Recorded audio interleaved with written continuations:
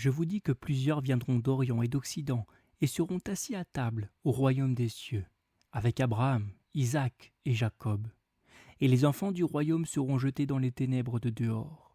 Il y aura là des pleurs et des grincements de dents. Matthieu chapitre 8, versets 11 et 12.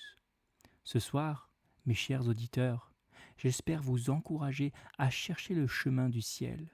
Ce soir aussi, j'aurai à exprimer devant vous de très rudes vérités concernant le sort de ceux qui seront jetés dans l'abîme de la perdition. Ces deux sujets, je vais tâcher de les traiter avec l'assistance de Dieu. Mais auparavant, laissez-moi vous supplier, pour l'amour de vos âmes, de peser avec soin ce que vous allez entendre. Voyez si mes paroles sont oui ou non selon la vérité de Dieu. Si elles ne le sont pas, rejetez-les entièrement.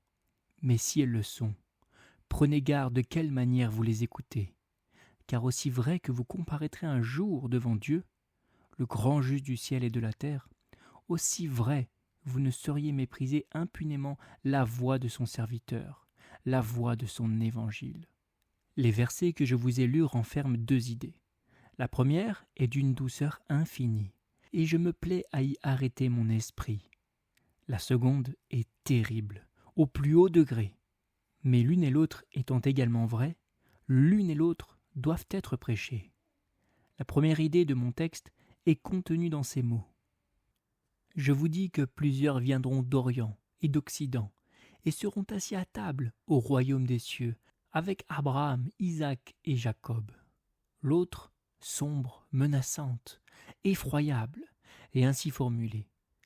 Les enfants du royaume seront jetés dans les ténèbres de dehors. Il y aura là des pleurs et des grincements de dents. Reprenons la première de ces idées. Voici une glorieuse promesse. Plusieurs viendront d'Orient et d'Occident et seront assis à table au royaume des cieux, avec Abraham, Isaac et Jacob. J'aime ces paroles, parce qu'elles me disent ce qu'est le ciel, parce qu'elles m'en laissent entrevoir le charme. Elles m'apprennent tout d'abord que c'est un lieu où je serai assis, c'est-à-dire où je me reposerai. Quelle douce pensée! Qu'elle est douce surtout pour le travailleur, pour celui qui mange son pain à la sueur de son visage. Souvent, en essuyant son front humide, il se demande avec tristesse s'il n'aura jamais ni trêve ni relâche. Ou bien le soir, en se jetant brisé sur sa couche, son cœur laisse échapper ce cri d'angoisse. N'y a-t-il donc point un lieu où je pourrais me reposer, où mes membres fatigués ne seront plus contraints d'agir, où je trouverai enfin la paix, après laquelle je soupire? Oui, enfant du travail et de la peine, oui, il est un heureux séjour où peine et travail sont inconnus. Au-delà de la voûte azurée, il est une cité belle et radieuse. Ses murs sont de jaspe, sa lumière est plus éclatante que le soleil. Là, les méchants ne tourmentent plus personne, et ceux qui ont perdu leur force se reposent. Là habitent des esprits immortels qui sont pour jamais à l'abri de la fatigue. Ils ne sèment ni ne moissonnent. Ils n'ont plus ni rude labeur, ni tâche excessive à accomplir. Que l'homme de loisir se plaise à envisager le ciel comme un lieu où son activité trouvera un constant aliment, je le conçois, et je suis persuadé qu'il ne sera pas déçu dans son attente. Mais pour le travailleur, et par ce mot j'entends tout homme qui travaille soit de son intelligence, soit de ses mains, quelle délicieuse, quelle consolante perspective que celle d'un éternel repos. Ô bonheur! Bientôt cette voix, si souvent épuisée par de longs efforts, pourra se taire. Bientôt ces poumons fatigués ne s'exerceront plus au-delà de leur pouvoir. Bientôt ce cerveau excité ne sera plus harcelé par des pensées sans nombre. Bientôt, paisiblement assis au banquet de Dieu, je me reposerai de mes travaux. Ô fils et filles d'Adam qui fléchissez sous le poids de la vie, prenez courage. Au ciel, vous n'aurez plus à tracer de pénibles sillons dans un sol infertile. Vous n'aurez plus à vous lever le matin, à vous coucher tard et à manger le pain de douleur. Vous n'aurez plus ni fardeau, ni souci, ni agitation. Tout vous sera paisible, riche et heureux. Les mots de labeur, de fatigue, de souffrance n'existent même pas dans la langue du ciel. Et remarquez dans quelle illustre société les élus se trouveront. Ils seront assis, nous est-il dit, avec Abraham, Isaac et Jacob. Ces paroles me semblent réfuter de la manière la plus positive l'opinion de certains chrétiens qui pensent que dans l'autre vie, on n'aura pas la faculté de se connaître. En effet, puisqu'il nous est déclaré ici, en toutes lettres, que nous serons assis avec Abraham, Isaac et Jacob, ne devons-nous pas nécessairement en conclure que nous connaîtrons ces patriarches et par conséquent aussi les autres habitants du ciel? On raconte qu'une digne chrétienne, avancée en âge, demanda à son mari, au moment de mourir, « Mon ami, penses-tu que tu me reconnaisses quand tu viendras dans la gloire ?»« Si je te reconnaîtrais, répondit celui-ci, ne t'ai-je pas toujours connu ici-bas? Et crois-tu donc qu'au ciel je serai moins clairvoyant ?» Ce raisonnement me paraît sans réplique. De même que nous avons connu ici-bas, de même nous connaîtrons là-haut. Pour ma part, j'ai la douce assurance que lorsque, par la grâce de Dieu, je poserai mon pied sur le seuil du ciel, les bienheureux amis qui m'y ont précédé viendront me prendre par la main et me diront « Salut bien-aimé, te voici enfin !» Les proches retrouveront leurs proches, les amis leurs amis. Tu retrouveras ta pieuse mère, toi, mon cher auditeur, qui pleure encore sur elle, si toutefois tu marches sur les traces de Jésus. Il me semble la voir venant à ta rencontre à la porte du paradis. Et quoique sans doute les liens de la nature auront perdu beaucoup de leur force, je ne puis me défendre de la pensée que son visage brillera d'une joie nouvelle lorsque, s'avançant vers le Seigneur, elle lui dira « Me voici, moi et les enfants que tu m'as donnés. » Marie, tu reconnaîtras ta femme. Mère, tu reconnaîtras ces chers petits êtres, dont tu suivis avec angoisse la longue agonie, et sur lesquels tu entendis tomber, avec les froides mottes de terre, ces terribles paroles. L'argile, ah l'argile, la cendre, ah la cendre, la poudre, ah la poudre. Oui, tu les retrouveras. Tu entendras encore leur voix chérie. Tu sauras que ceux que tu as tant aimés, Dieu les a aimés mieux encore que toi. Qu'il me semblerait triste et glaçant le monde à venir si je ne devais ni connaître ni être connu. En vérité, il n'aurait pour moi que bien peu d'attrait. Mais quelle douceur, au contraire, dans la pensée que le ciel est la réalisation parfaite de la communion des saints, et qu'entre les croyants de tous les temps et de tous les pays, il s'établira pour l'éternité des relations étroites et personnelles. Souvent, je me plais à anticiper sur le bonheur que j'éprouverai à connaître Ésaïe. Il me semble qu'à peine arrivé à la cité céleste, je demanderai à le voir, parce qu'il a parlé de Jésus plus qu'aucun autre prophète. Il me semble aussi que je m'empresserai de chercher au milieu de la foule George Whitefield, ce grand serviteur de Dieu qui, avec un zèle digne d'un esprit angélique, dépensa toute sa vie en prêchant le salut. Oh oui, nous aurons une société choisie dans le ciel. Et cependant, toute distinction humaine sera abolie. Riches et pauvres, savants et ignorants, ministres et laïcs, nous fraterniserons tous ensemble. J'ai ouï raconter qu'une dame, visitée sur son lit de mort par un ministre de l'Évangile, lui posa cette étrange question. Ne pensez-vous pas qu'il existe dans le ciel 2 lieux bien distincts pour les différentes classes de la société? J'avoue que je ne pourrais endurer l'idée de vivre éternellement en compagnie de ma servante. À cela, le ministre répondit « Ne vous mettez pas en peine à ce sujet, madame, car aussi longtemps que ce diabolique orgueil existera dans votre cœur, vous n'avez point à craindre d'aller au ciel. » Il disait vrai. Non, l'orgueil n'entrera pas dans le ciel. Il faut que nous nous abaissions nous-mêmes, que nous voyions dans tout homme un frère, que nous sentions qu'aux yeux de Dieu, nous sommes tous égaux, avant de pouvoir espérer d'être admis dans la gloire. Quant à moi, je bénis mon Dieu de ce qu'au banquet céleste il n'y aura qu'une seule table. Le juif et le gentil s'assoiront côte à côte. Le grand et le petit paîtront dans le même pâturage. Tous, nous serons assis avec Abraham, Isaac et Jacob. Mais les paroles que nous méditons ont une signification plus douce et plus profonde encore. À en croire certains esprits étroits, le ciel serait un lieu de dimension fort restreinte, auquel ne trouveraient accès que les seuls chrétiens qui fréquenteraient leur lieu de culte. J'avoue qu'un ciel aussi mesquin m'est antipathique, et j'aime au contraire à lire dans les Écritures qu'il y a plusieurs demeures dans la maison de mon Père. De ce qu'il est écrit dans l'Évangile, la porte est étroite et le chemin est étroit qui mène à la vie, il y en a peu qui le trouvent, on en a souvent conclu que le ciel sera moins peuplé que l'enfer. Cette opinion me semble inadmissible.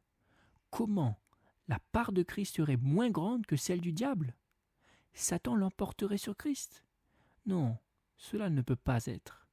D'ailleurs, Dieu nous déclare expressément qu'une grande multitude, que personne ne pourra compter, sera sauvée.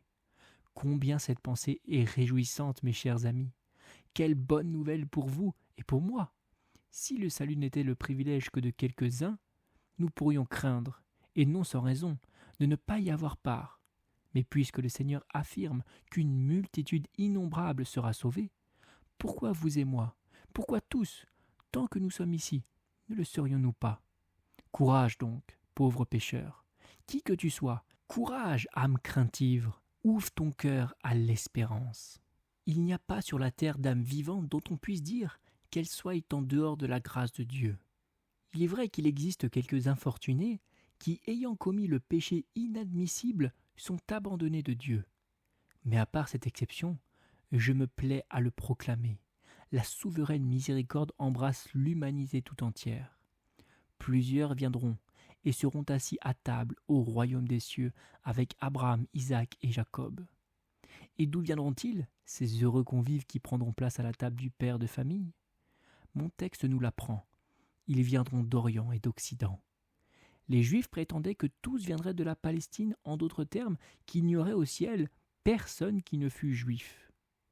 Renchérissant encore sur cette étroitesse de vue, les pharisiens soutenaient que, hors de leur secte, le salut était impossible. Mais voici Jésus-Christ, qui tient un tout autre langage. Il affirme que de l'Orient et de l'Occident, il viendra des âmes au royaume de Dieu. C'est ainsi qu'il en viendra, n'en doutons pas, de ces lointaines contrées, de la Chine, où le Seigneur semble actuellement ouvrir une si large porte à l'Évangile.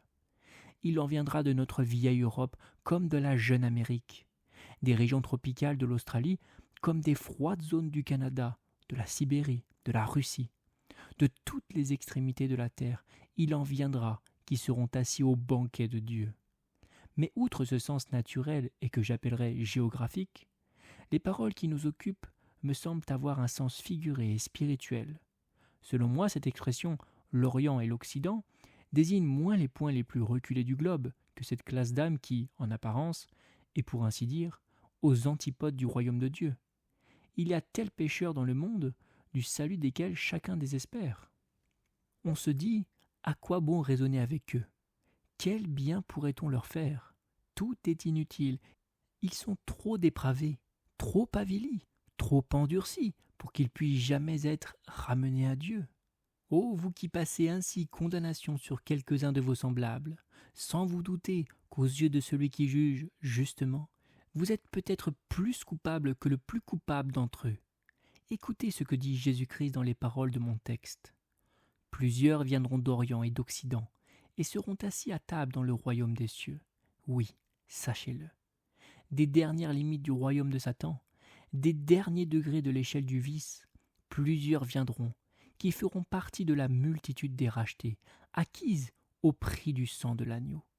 Il y aura dans le ciel plus d'un pécheur qui, à une époque de sa vie, s'est plongé dans la fange des passions. Il y aura des intempérants, il y aura des femmes de mauvaise vie qui, par la puissance de la grâce divine, renoncèrent, ceux-ci à leur intempérance, celle-là à leur débordement, et vécurent pendant le reste de leurs jours sobrement, justement et religieusement. Vous souvient-il d'un remarquable incident du ministère du grand Whitefield? Un jour, prêchant devant un nombreux auditoire, il dit que Jésus-Christ était prêt à sauver même les rebuts du diable, c'est-à-dire les âmes que Satan lui-même trouvait à peine assez bonnes pour lui. Le service fini, son ami fit comprendre à l'éminent prédicateur que cette hardiesse de langage ne lui avait point semblé tout à fait convenable. À peine venait-elle de hasarder cette remarque lorsqu'on vint dire à Whitefield que quelqu'un désirait lui parler. Il y va et remonte un instant après. « Madame, dit-il à son ami, devinez qui m'attendait en bas. » C'était une pauvre femme tombée au dernier degré de l'abjection. Oh, monsieur Whitfield, m'a-t-elle dit, vous nous avez assuré que Jésus recevrait les âmes mêmes qui sont comme les rebuts du diable, et moi, je suis une de ces âmes. Cette parole fut le moyen de sa conversion. Que personne ne trouve donc mauvais si les serviteurs de Christ s'adressent aux péagers et aux gens de mauvaise vie. J'ai été accusé, je le sais, d'attirer autour de moi la vile multitude. À cela je réponds, que Dieu la bénisse, cette vile multitude, que Dieu la sauve par mon moyen, et je serai trop honoré. D'ailleurs, si elle est vile, comme on le dit, qui a le plus besoin de l'évangile qu'elle? Qui a plus besoin que Christ lui soit annoncé? Certes, ce qui manque dans notre siècle dégénéré, ce ne sont pas des prédicateurs du grand monde, ce sont des hommes qui portent la bonne nouvelle du salut à ceux que l'on appelle la lie du peuple. Pour ma part, je trouve dans cette déclaration de mon texte, plusieurs viendront d'Orient et d'Occident, un puissant encouragement à annoncer l'Évangile au plus grand des pécheurs. Je crois, ainsi que je l'ai déjà dit, qu'à l'exception de ceux qui ont commis le péché contre le Saint-Esprit, il n'est pas d'homme sur la terre assez éloigné de Dieu pour que la grâce ne puisse l'atteindre. Je crois qu'il n'est pas jusqu'à l'un de ces malheureux, opprobres de l'espèce humaine flétrie, dégradée, abrutie presque par le vice, qui, par un effet de la souveraine miséricorde, ne puisse briller un jour dans la gloire, comme la splendeur de l'étendue. Trouvez-moi donc le dernier, le plus vil des pécheurs. Je ne dédaignerai point de lui prêcher l'Évangile, car je sais que son âme immortelle est susceptible de salut. Et de plus, je me souviens de cet ordre de mon maître. Va dans les chemins et le long des haies, et presse d'entrer ce que tu trouveras, afin que ma maison soit remplie. Plusieurs viendront d'Orient et d'Occident, et seront assis à la table au royaume des cieux, avec Abraham, Isaac et Jacob. Il y a un mot encore dans ce beau passage sur lequel je désire attirer votre attention avant de passer outre. Observez qu'il n'est pas dit « ils pourront venir » ou « ils viendront peut-être », mais « ils viendront ». Oh, que j'aime ces affirmations si pleines, si positives de mon Dieu. De la part d'un homme, affirmer, c'est presque une dérision. Il promet, et le plus souvent, il ne peut tenir sa promesse. Il jure, et le plus souvent, il viole son serment. Mais avec Dieu, quelle différence! S'il dit « je le ferai », il le fera. S'il affirme une chose, elle a lieu. Or, il déclare ici que plusieurs viendront dans son royaume. Et quand même Satan s'écrierait avec rage « ils n'iront pas », quand même leur propre péché leur dirait « vous ne pouvez y aller », bien plus, quand ils diraient résolument en leur cœur « nous ne voulons pas y aller », ils iront, car Dieu l'a dit. Oui, parmi ceux-là même qui aujourd'hui se moquent du salut et insultent l'Évangile, il en est, je ne crains pas de le dire, qui tôt ou tard seront amenés captifs à l'obéissance de Jésus-Christ. Mais quoi? S'écrie peut-être quelqu'un de mes auditeurs. Dieu peut-il faire de nous des chrétiens? Oui, vous dis-je, et c'est précisément là qu'éclate l'admirable puissance de l'Évangile. La grâce divine ne sollicite pas le consentement de l'homme, mais elle l'obtient. Elle ne lui demande pas s'il la veut, mais elle lui donne de la vouloir. Elle ne s'impose pas à lui, mais elle transforme tellement sa volonté que, reconnaissant sa valeur, il se prend à soupirer après elle, et la poursuit jusqu'à ce qu'il l'ait atteinte. Et comment expliquer autrement la conversion de tant d'incrédules qui avaient dit à une époque de leur vie « Jamais nous n'aurons rien à faire avec la religion ». On raconte qu'un jour, un impie déclaré entra dans un lieu de culte pour entendre les chants sacrés, et qu'aussitôt que le ministre prit la parole, il mit les doigts dans ses oreilles, déterminé à ne pas écouter. Mais au bout de quelques instants, voici qu'un petit insecte vient se poser sur son visage, ce qui l'oblige, pour le chasser, à déplacer une de ses mains. À ce même moment, le ministre prononçait ces paroles « Que celui qui a des oreilles pour entendre, qu'il entende ». Surpris, remué dans sa conscience, l'incrédule écoute, et Dieu touche son cœur à salut. En sortant, il était un nouvel homme. L'impie se retira pour prier. Le railleur allait verser des larmes de contrition. Celui qui était entré dans la maison de Dieu par manière de passe-temps retourna chez lui, pressé de rechercher la communion de son Créateur. Le sceptique devint croyant, le pécheur devint un saint, et la transformation qui s'est produite chez cet homme peut se produire également chez tous. La grâce divine, je le répète, n'a pas besoin de votre consentement préalable. Elle saura vous donner la volonté et l'exécution selon son bon plaisir. Du cœur le plus rebelle qui s'écrie dédaigneusement « Je n'ai que faire de l'Évangile », elle peut, quand elle le veut, faire surgir cette humble supplication. « Seigneur, sauve-moi, oh oui, sauve-moi, je te prie. » Mais peut-être pensez-vous que vous pouvez vous convertir sans que votre âme subisse l'action prévenante de la grâce de Dieu. Erreur, erreur funeste, mes amis.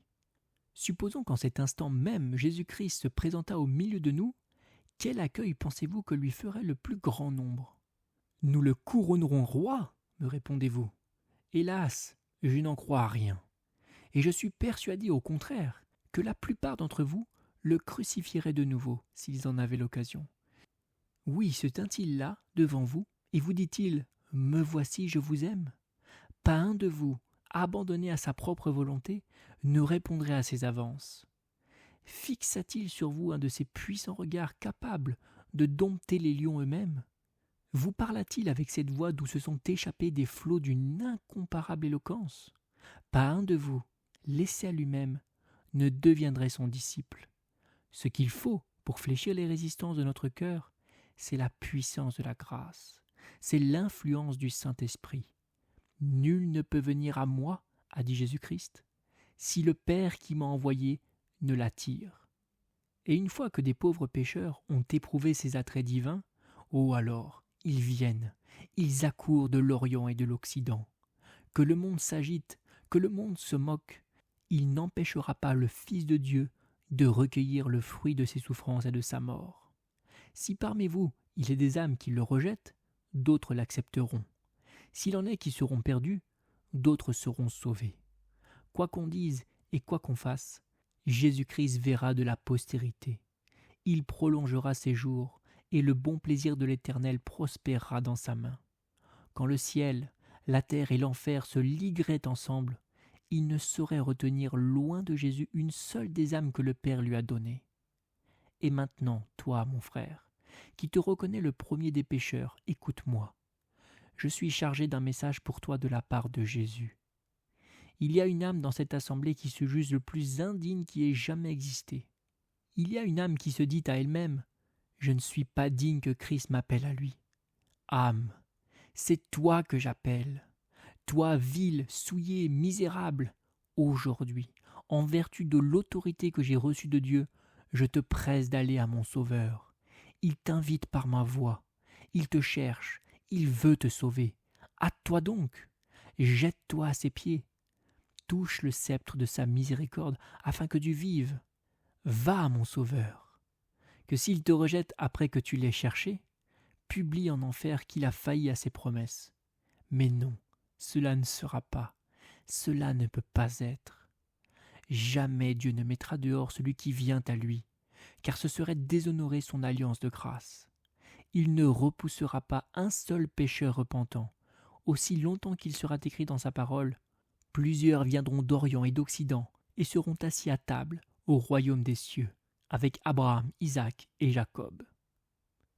La seconde partie de mon texte est navrante. Autant il m'a été doux de parler sur la première, autant mon cœur se serre devant la pénible tâche qui se présente maintenant à moi. Mais comme je vous l'ai dit en commençant, les vérités de la Bible doivent être annoncées, qu'elles soient sombres ou lumineuses.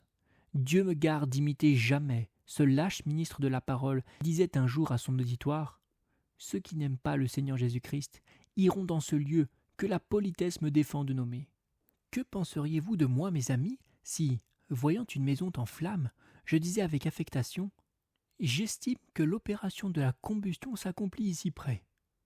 Ne devrais-je pas bien plutôt crier de toutes mes forces « Au feu, au feu !» de manière à être compris par tout le monde?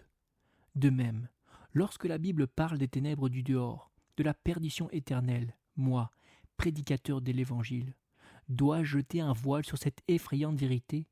Dois-je chercher à l'adoucir par des formes de langage? À Dieu ne plaise. Serviteur de Christ, je dois vous exposer clairement tout le conseil de mon maître. Encore une fois, je le reconnais. La déclaration qui va nous occuper est terrible au plus haut point. Les enfants du royaume seront jetés dans les ténèbres du dehors. Il y aura là des pleurs et des grincements de dents. Et d'abord, qui sont ces enfants du royaume ? Je vais vous le dire. Autrefois, c'étaient les Juifs. Aujourd'hui, ce sont ces gens qui possèdent toutes les apparences de la piété, mais qui n'ont rien de ce qui constitue sa force. Ces gens que vous pouvez voir tous les dimanches, leur Bible et leur psaume à la main, se rendant à leur lieu de culte posément, gravement, dévotement. Ces gens enfin qui, se persuadant que leur salut est une chose hors de doute, ne considérant pas que leur piété n'est qu'un pur formalisme, où le cœur n'entre pour rien.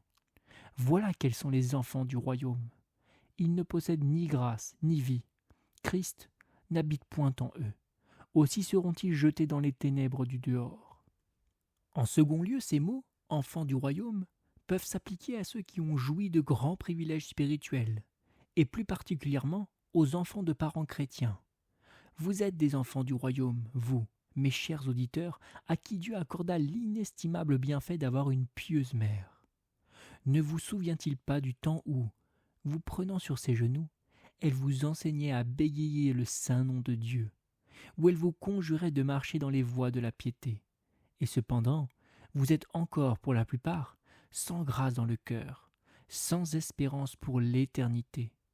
Vous descendez tête baissée vers l'enfer. Peut-être même, tel d'entre vous a-t-il brisé le cœur de celle qui lui donna le jour. Oh, qui pourrait dire ce qu'elle a souffert, cette tendre mère, pendant les nuits de débauche du fils de ses prières. Comprenez-vous, enfants du royaume, combien votre culpabilité sera aggravée si vous périssez malgré les larmes et les supplications d'une mère chrétienne ?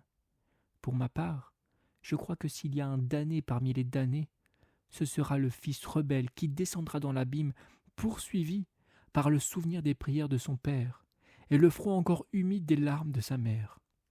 Jeunes gens et jeunes filles qui m'écoutez, il en est très probablement parmi vous, ô désolante pensée, dont le sort sera tel. Il en est qui, des ténèbres du dehors où ils seront précipités, apercevront leurs parents dans la gloire et rencontreront leur regard de reproche qui semblera leur dire « Après tout ce que nous avons fait pour vous, comment êtes-vous tombés si bas, enfants du royaume, vous que Dieu a véritablement traités comme des fils privilégiés, puisqu'il vous a entourés dès votre berceau de moyens de grâce et de salut. Ne vous flattez pas d'être sauvés par cela seul que vous avez reçu une éducation chrétienne, contracté certaines habitudes religieuses, et respiré dans votre famille une atmosphère de piété. Ne vous flattez pas que la ferveur d'une mère, que la sainteté d'un père vous soient imputées.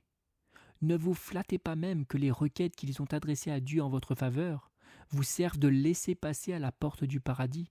Non, le salut ne s'obtient que par des efforts personnels. Il ne vous sera pas demandé au dernier jour « A-t-on prié pour toi ?» mais bien « As-tu prié pour toi-même ?» Les supplications amoncelées de vos parents, jusqu'à la 3e et 4e génération, atteignissent-elles les nues ? Qu'il ne vous serait pas possible d'en faire usage comme d'un marchepied pour escalader le ciel. Si vous ne possédez une piété vivante et expérimentale, vous serez perdu. Tous vos amis fussent-ils 1000 fois sauvés. Bien solennel est le songe qu'eut une fois une pieuse mère et qu'elle raconta à ses enfants. Elle rêva que le jour du jugement était venu. Les grands livres sont ouverts. Toute l'humanité est devant Dieu, elle-même entourée de ses enfants, se tient debout au milieu de la grande assemblée. Tout à coup, la voix du Seigneur Jésus se fait entendre. « Séparez la balle du froment, s'écrie-t-il. Placez les brebis à ma droite et les boucs à ma gauche. » Aussitôt un ange s'avance en disant « La mère est une brebis, elle doit aller à la droite. Les enfants sont des boucs, leur place est à la gauche. » Alors il semble à cette mère que ses enfants cherchent à la retenir. « Mère, mère, ne nous quitte pas !» s'écrie-t-il avec angoisse. Et elle, les enlaçant dans ses bras, leur répond avec larmes. « Mes enfants, que ne puis-je vous prendre avec moi ?» Mais à cet instant, l'ange la touche, et soudain ses larmes se sèchent. Une force surnaturelle lui est donnée, les liens du sang perdent leur empire, et n'ayant plus d'autre volonté que celle de Dieu, elle dit « Mes enfants, je vous ai élevés chrétiennement. Je vous ai pressé de marcher dans les sentiers du Seigneur. Vous ne l'avez pas voulu. Maintenant que puis-je faire si ce n'est de dire Amen à votre condamnation. Jeune homme, jeune fille, qui vivez loin de Dieu, qu'éprouverez-vous, je vous le demande, si ce songe ne devient jamais pour vous une affreuse réalité? Qu'éprouverez-vous si au dernier jour vous entendez des voix bien connues, la voix de votre père, la voix de votre mère, prononcer un solennel Amen à cette terrible sentence portée contre vous? Allez maudits au feu éternel préparé pour le diable et ses anges. En vérité, je vous le dis, enfants du royaume, les mangeurs et les buveurs, les péagers et les gens de mauvaise vie vous devancent au royaume de Dieu. De grands criminels qui auront pleuré sur leurs péchés au pied de la croix de Jésus seront sauvés. Des impies, des blasphémateurs, des pécheurs scandaleux, convertis par la grâce de Dieu, seront sauvés.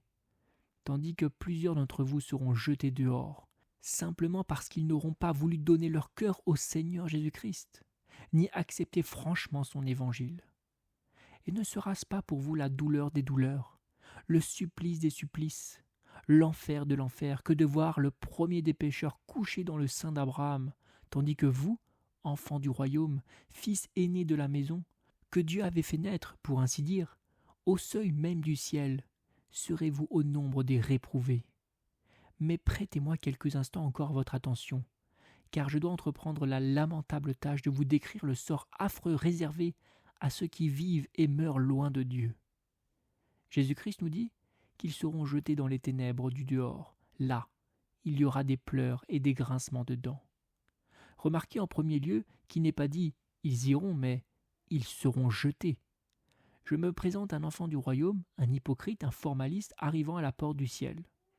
La souveraine justice, le reconnaissant à l'instant, ordonne à un ange de le saisir et de l'envoyer en son lieu. Aussitôt l'ange obéit, il le lie pieds et mains et le tient suspendu au-dessus de l'abîme. Le malheureux frémit, son cœur défaille, ses os se fondent comme de la cire. Il cherche à mesurer du regard le gouffre béant, le gouffre sans fond qui va l'engloutir.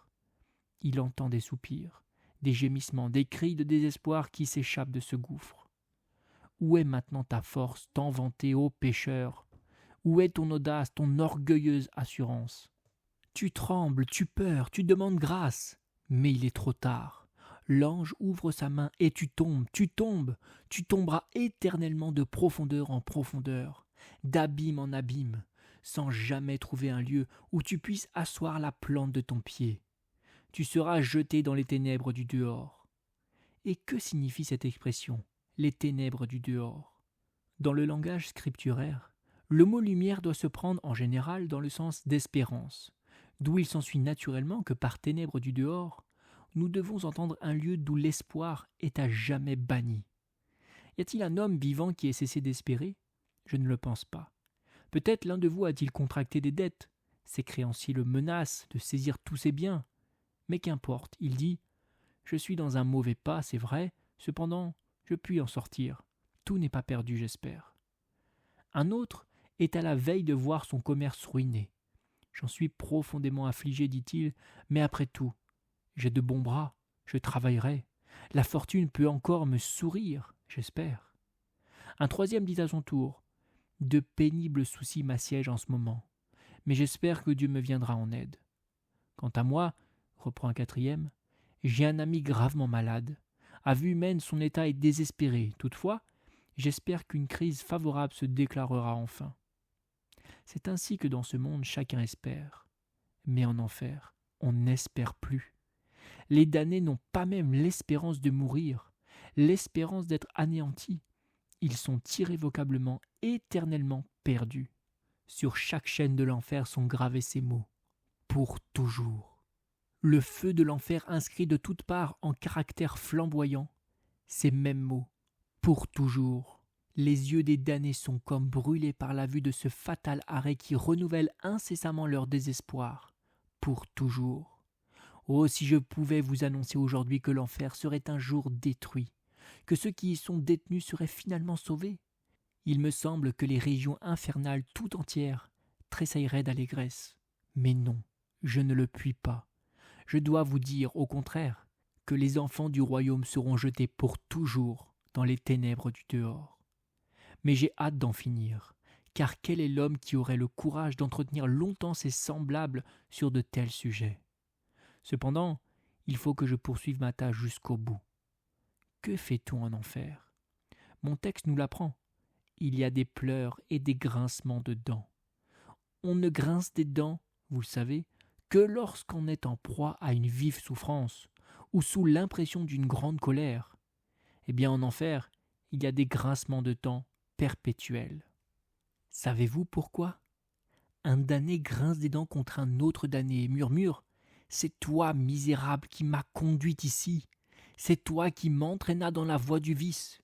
Et l'autre lui répond en grinçant des dents, à son tour: qu'as-tu à me reprocher? N'est-ce pas ton exemple qui par la suite m'incita à m'enfoncer toujours plus dans l'iniquité? Une fille grince des dents contre sa mère en lui disant: tu m'as perdu corps et âme. Et la mère, grinçant des dents contre sa fille, répond: je n'ai point de pitié pour toi, car tu m'as surpassé en débauche. Des pères grincent des dents contre leurs fils, et des fils contre leur père. Et s'il y a des damnés qui grincent des dents avec plus d'amertume que tous les autres, il me semble que ce doit être les lâches séducteurs qui entendent la voix de celles qui détournèrent jadis du sentier de la vertu, leur criant sans cesse avec une voix horrible: ah, combien nous sommes heureuses de vous voir souffrir autant que nous. Mais en voilà assez. Détournons nos yeux de cet épouvantable spectacle. Qui voudrait le contempler plus longtemps? Je vous ai averti solennellement, mes chers auditeurs. Je vous ai parlé de la colère à venir. Les ombres du soir s'avancent, la nuit approche. Le matin de l'éternité va paraître. Il va paraître pour vous, vieillards, que j'aperçois au milieu de cette assemblée. Dans quel état vous trouvera-t-il? Vos cheveux blancs sont-ils pour vous une couronne d'honneur?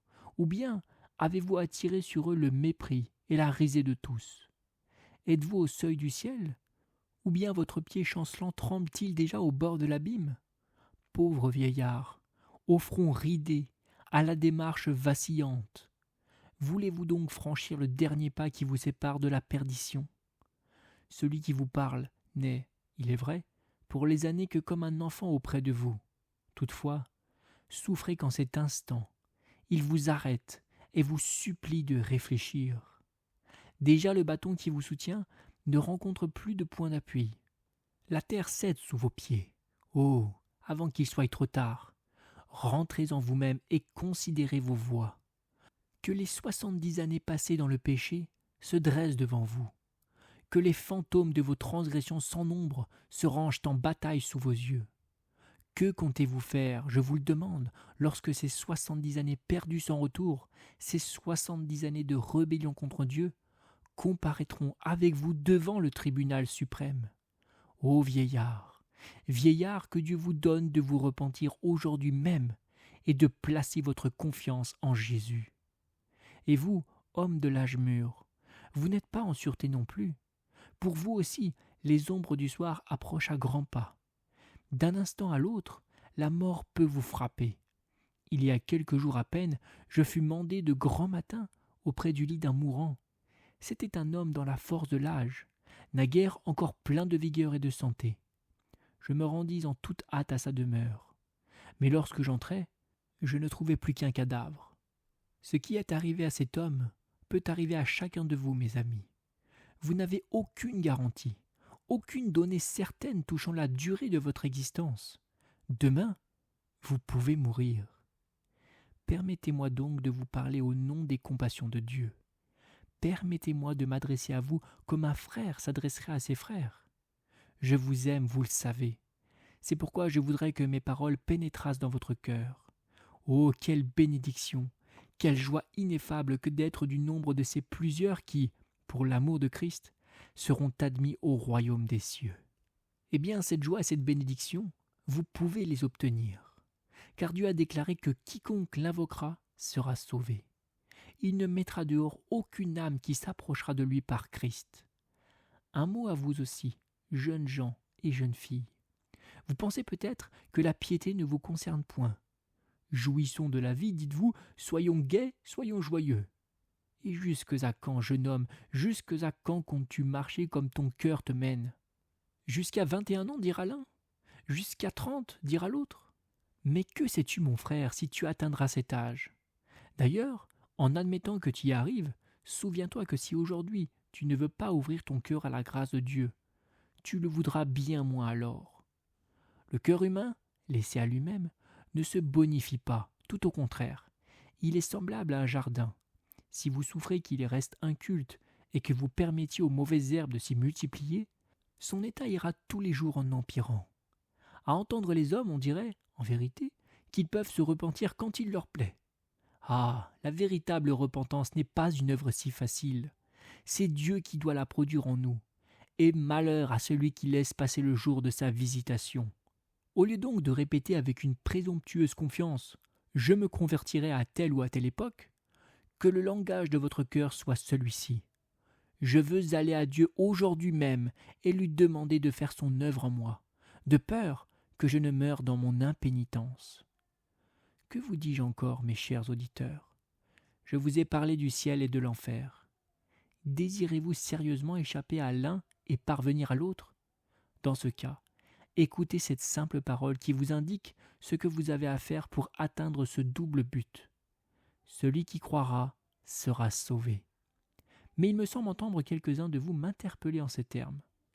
Prédicateur de l'Évangile, tu en reviens toujours aux mêmes doctrines. N'as-tu donc rien de nouveau à nous annoncer?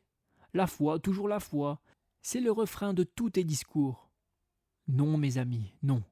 Je n'ai absolument rien à vous annoncer que le vieil Évangile. L'Évangile toujours le même, parce qu'il est toujours vrai. L'Évangile qui se résume tout entier dans cette seule déclaration. Celui qui croira sera sauvé. Or, qu'est-ce que croire? C'est se confier entièrement en Jésus. Pierre croyait. Pierre se confiait en son divin maître lorsqu'il lui fut donné d'aller à sa rencontre en marchant sur les flots.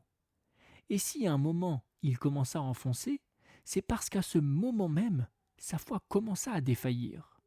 Et de même que Jésus avait dit à Pierre « Viens, marche sur la mer, n'aie point de peur », de même il te dit, pauvre pécheur, « Viens à moi, marche sur tes péchés, ne crains rien, et donc foi à la parole de Christ, et tu seras rendu capable de fouler tes péchés aux pieds.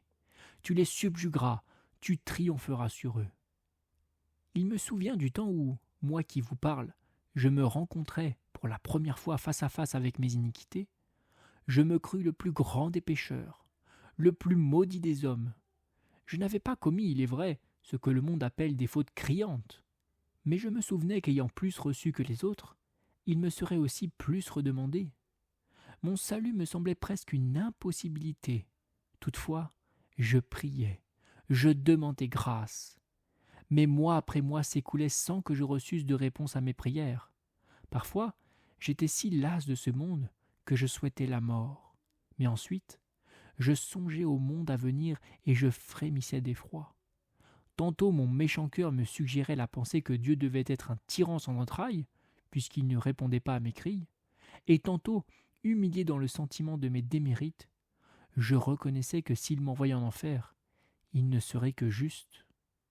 J'étais dans cet état, lorsqu'un jour j'entrai dans un lieu de culte. Le prédicateur, que je n'ai jamais revu depuis lors et que je ne reverrai probablement que dans le ciel, ouvrit la Bible et lut ces paroles d'Ésaïe. « Vous tous les bouts de la terre, regardez vers moi et soyez sauvés. » Puis, se tournant de mon côté, comme s'il m'eût distingué au milieu de la foule, il répéta par 3 fois d'une voix impressive ce mot. « Regardez, regardez, regardez !» Et moi, qui jusqu'alors m'étais persuadé que pour me sauver, j'avais tant à faire, je découvris enfin qu'il ne s'agissait que de regarder. Moi, qui avais cru que je devais me tisser laborieusement un vêtement pour cacher les souillures de mon âme, je compris que Christ, en échange d'un seul regard, me couvrirait d'un manteau royal. Oui, regardez à Jésus. Voilà, pécheur, ce qu'est le salut. Tu n'as, pour être sauvé, qu'à regarder à la croix, tout comme les Israélites dans le désert n'avaient qu'à élever leurs yeux vers le serpent d'airain pour être guéris de leurs blessures. Regarde donc à Jésus, mon frère. Jésus seul peut faire du bien aux pécheurs. Regarde à lui avec la simplicité d'un petit enfant. Ne crains point, il ne trompera pas ton attente. tu ne sauras jamais te confier avec trop d'abandon en mon charitable Maître. Et maintenant, mes chers auditeurs, laissez-moi vous supplier en finissant, comme je l'ai déjà fait en commençant, de peser attentivement mes paroles. Demandez-vous quel est votre état spirituel, et puisse le Saint-Esprit vous révéler que vous êtes par nature mort, perdu, condamné. Puisse-t-il vous faire sentir combien c'est une chose terrible que de tomber en enfer, et vous donner la sainte ambition de parvenir à la gloire du ciel. Et comme autrefois l'ange qui pressait Lot de s'enfuir de Sodome, puisse ce même esprit vous presser, vous prendre par la main et vous dire de sa voix puissante « Hâte-toi, sauve ta vie, ne regarde pas en arrière de peur que tu ne périsses. » Oui, hâtez-vous, hâtons-nous, et Dieu veuille qu'au grand jour de l'éternité, nous nous retrouvions tous dans la félicité des cieux.